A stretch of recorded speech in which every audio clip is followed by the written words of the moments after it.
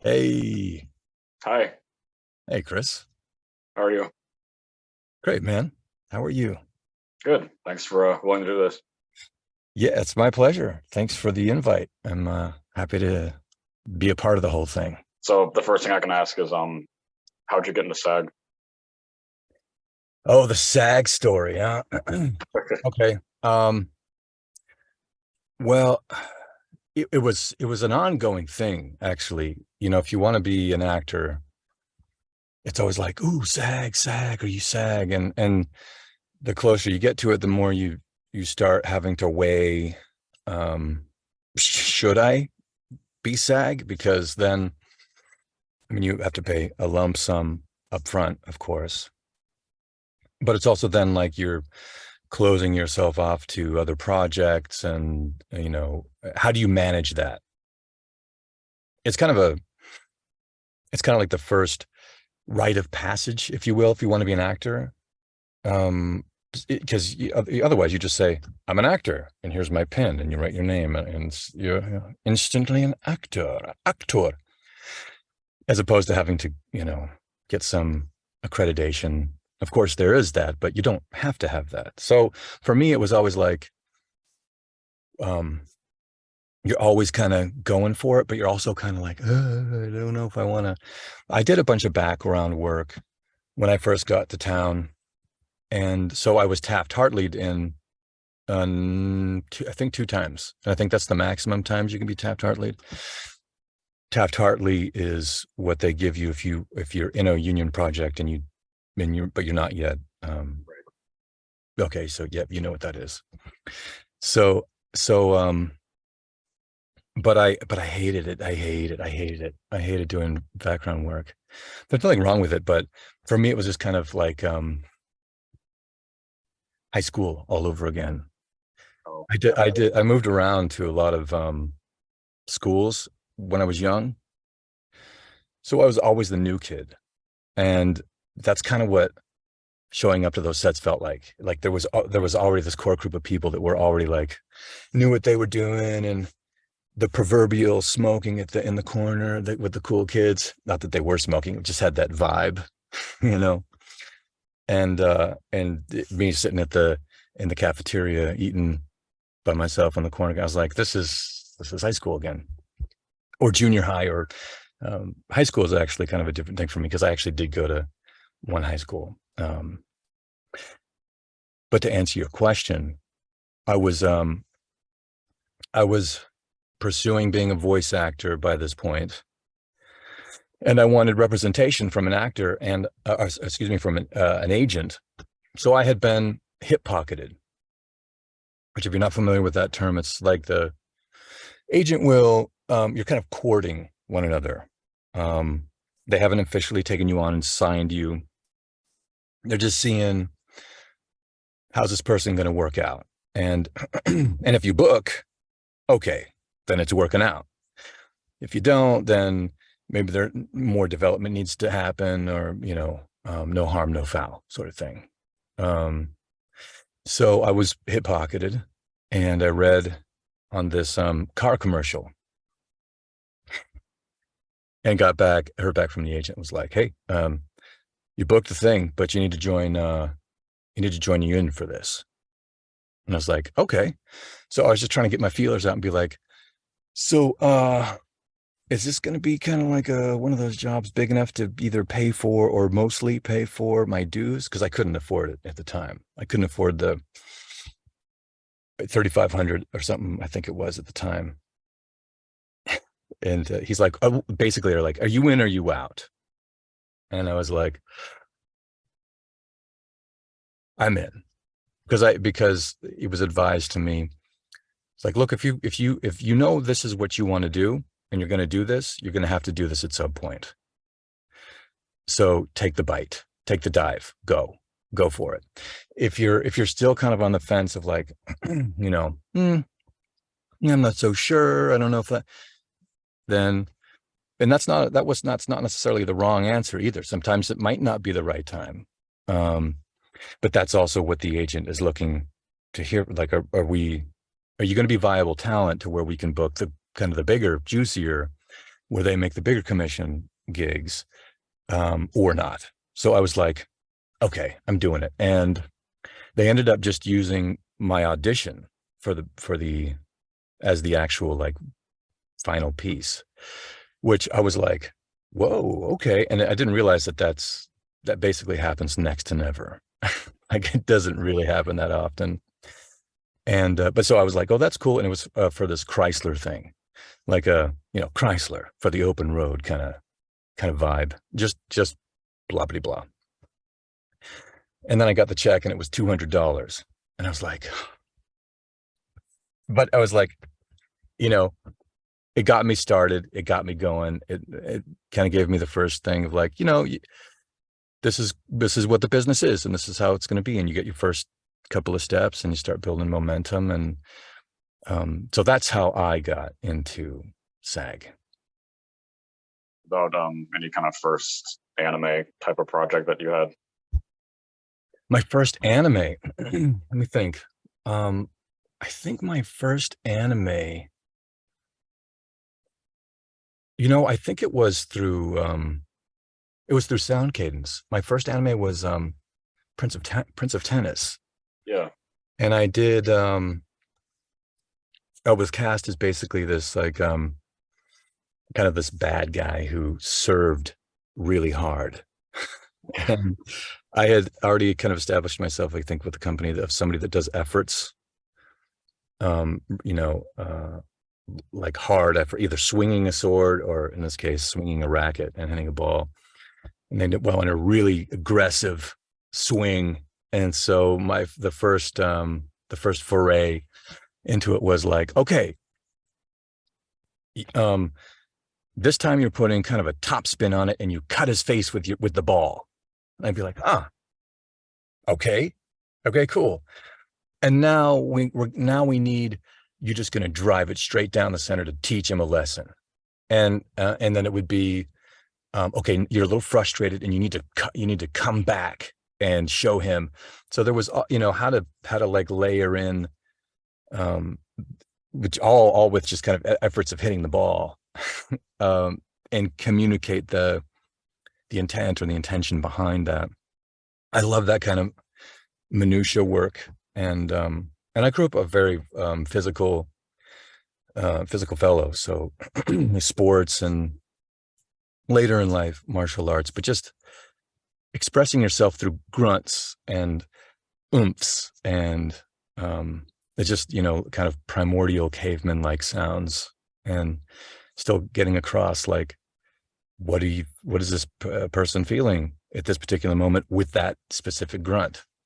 So that was my kind of my first foray into, and getting used to the whole the beeps, which from doing promo and stuff like that, and live action ADR and stuff, I was used to that. So then you do go, and you get an engineer who's worth their weight in salt. They're so valuable, because I do like the challenge of trying to fit a performance, pay homage to the original performance, breathe life into a very specific contained placement, the flaps, and it's you can't really, it's pretty much right there. So like filling that with life but not overdoing it. I really liked that challenge. And but if you get a great engineer, they're kind of in the matrix. They can squeeze time and adjust things, nudge things, and do time compression stuff to where you can give a little more performance, and they make it work, they make it fit. So in that way, they're also really a part of the performance. It's not, it's just like anything else. It's the actor is to breathe life and put muscles and skin on the skeleton, just like the writers are contributing, and the director, and the production, and in this case the engineer. They're really a really valuable part of the process, and also keeping it moving, like you're moving quick, you know, and you need to have somebody who can like kind of multitask with 8 arms and grabbing the selects and timing everything up, because otherwise it takes a good minute to line it up and place it up. And so I'm always like really thankful when you get a really great engineer, and every now and then they throw in like a joke. Yeah. Like, damn, that's great, man, you know. Or there's a lot of girls doing it too. They'll joke and they'll play and they keep it light and fun. They'll keep the session fun, you know. And it's great when it's not just like, okay, great, let's get to work, you know. It's part of it is having fun, and I think you can tell in the final production whether you're having fun in the session or not. And the engineers have a lot to do with that. So I'm a big engineer fan. Well, no, I think it would have been around the same time as that series that you got Victor in the Mr. Love dating game. Yeah, man. Yeah, the kind of otome Right. style, that was my first foray into that. I didn't really understand it, because like I said before, I was more like, you know, kind of swinging axes and swords and doing all kinds of big, and so playing something that was much more relaxed, refined, intimate, was very different for me. And I was coming into the franchise after a couple of other people had established the role. As I was getting used to that genre, as I was also trying to bridge my way from, you know, my performance and match and kind of pay homage to the established character. I just really wanted the fan base to feel like, is this a family friendly podcast, or can I let the F-bombs fly? You can say whatever. Okay. I was going to say, I wanted to pay homage and respect to the fan base versus me just doing whatever the fuck I wanted to do. You know, I wanted to be, because as we were just saying, the performance is created by so many different people, the engineer and the director. The character belongs as much to the audience as it does to anybody else. How they see it and how they interpret it, and that's why you get a lot of like blowback on Obi-Wan and who gets to play those kinds of characters, because everybody's like has a lexicon, has a zeitgeist of what they think that character should be. If you're going to play Spider-Man, there's certain things you got to kind of do. And if you don't do them, or you don't do them well, there's going to be people who are like, yeah, that's not Spider-Man. So I knew coming into that, I was like, there's certain phrases and certain things that Victor does. And I wanted to make sure I hit that just so, to be able to, but then also bring myself to the role, because that's what acting is. It's part of you. It's part of what you bring. And it's going to be that's why it's going to be a little different for everybody. So we're a little ways into it now, and I love the production that the people that I work with. I was just talking about the engineers. We've got a rad engineer, Austin Tyler. The dude's a badass. He's great. He's fast. He's good, and he's fun. He's fun to play to play in. You know, we get in the zone, and you lay down a bunch of lines. That's a bunch of lines for that game. It's lines and lines. And then he'll throw in a joke every now and again, and it lightens it up, and then you play and you have fun, and then you get back to business. And Stephanie, the director, she's fantastic. She really understands the nuance, and I really rely on her, but especially in the beginning, to help me get the the moment's right. There's a very thin line in the sand for Victor, whether he's complimenting or kind of putting down, and they kind of go together. It's kind of the same, you know. So to find those nuances and stuff like that, I really rely on her, and I like the rest of the production team and the side on China. They're great. Spencer, Jasmine, Ben, they're all great. I love them. I love that project. Well, I would think that maybe you have more affinity with Bastion, considering you didn't have to base that off of anybody else's performance. Yeah, that's a good point. I mean, when I got in for that, they were like, because you very rarely know what you've gotten into until you're in it. Yeah. You audition for things, and then they come back and you show up and they go, okay, now we're going to tell you what this is for. And for that one, I was like, oh, that's so cool. I was like, that's really cool. Because I had a lot of friends who were part of that universe. So I was like, oh, that's really cool. This is going to be a fun session. And Cassandra was there directing. And so I felt like there was already kind of a this like squad, you know, like it was established. Everyone knows they're working on a really cool franchise. And when they're like, okay, here's your character. Yeah, it was like, we just liked what you did in the audition. More of that. And I liked Bastion because he's a character I don't get to play very often, which is a sort of aristocrat, very upper crust and so proper, and everything comes at a certain cost, and he can take his time, and he can also rush, and he's dangerous, but he's also nice, So I really had a lot of fun playing with him, and that production was also great on their side. They would play. They would like to play, because that was a good take. We liked that. Can we just try? And I love that.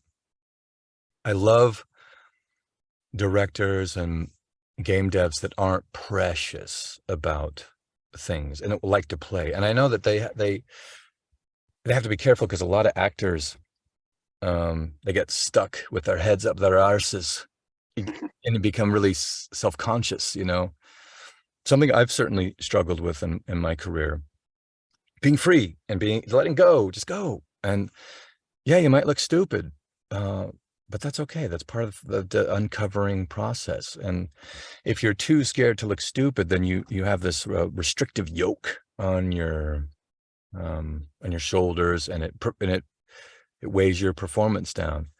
So they were really great about playing. Let's just try this. Try it like this. We like that. We might use that. Hold that as like a backup. Let's just go down this way. And that was a lot of fun to be able to do that and play this character who's, so much like this, to just run out in the field and do the proverbial donuts in the field and just play.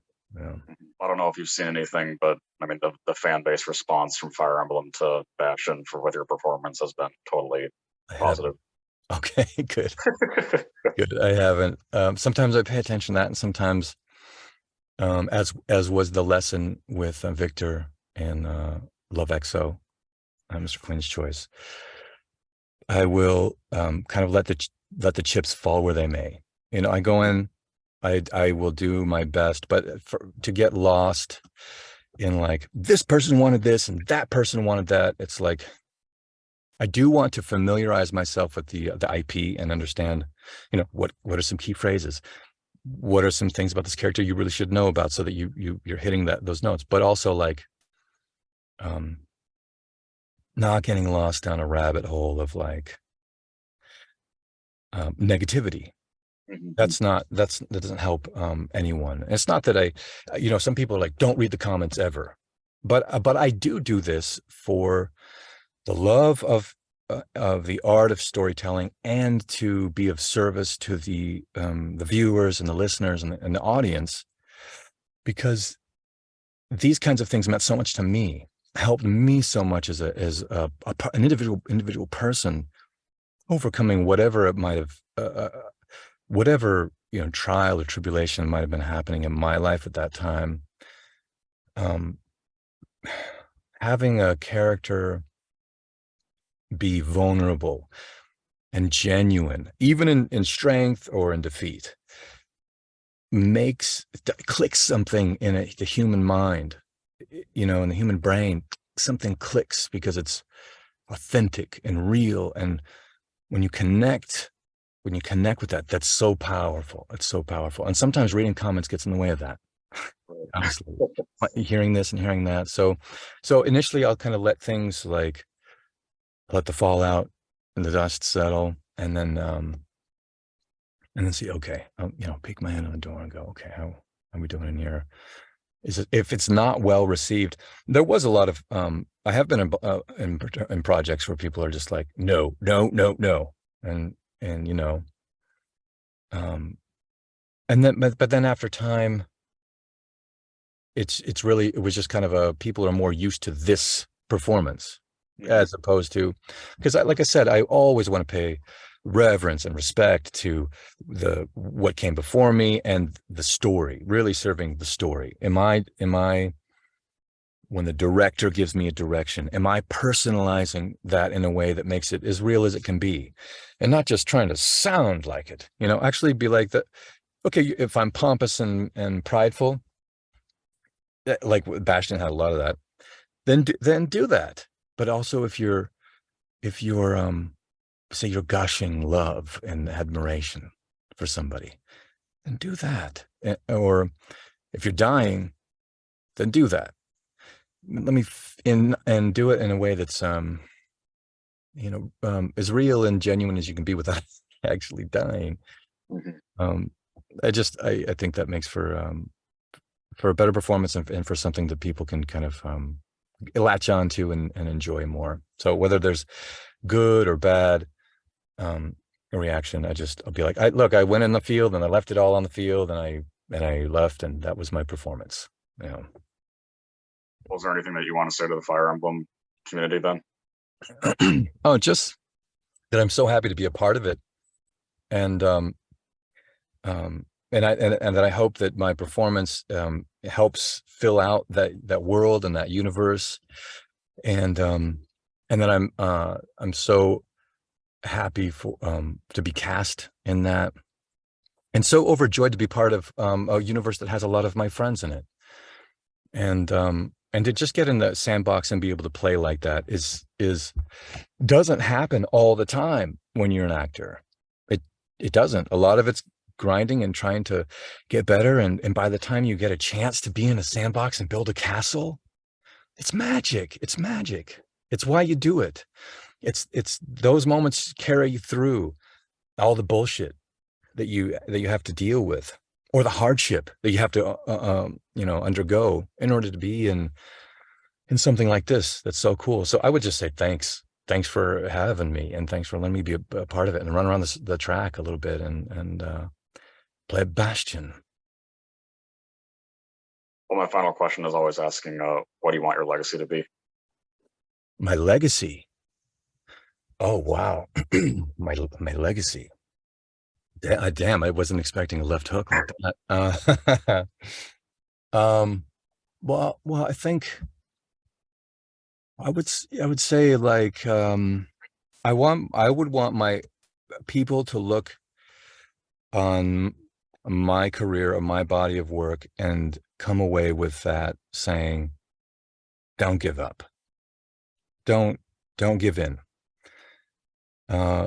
Because there were times in my life where I was a million miles away from doing this and being a part of it. And I mean, a million miles, like geographically, physiologically, emotionally, spiritually, however you divide that up in your reality, just in another planet, in another time, but wanting to do it.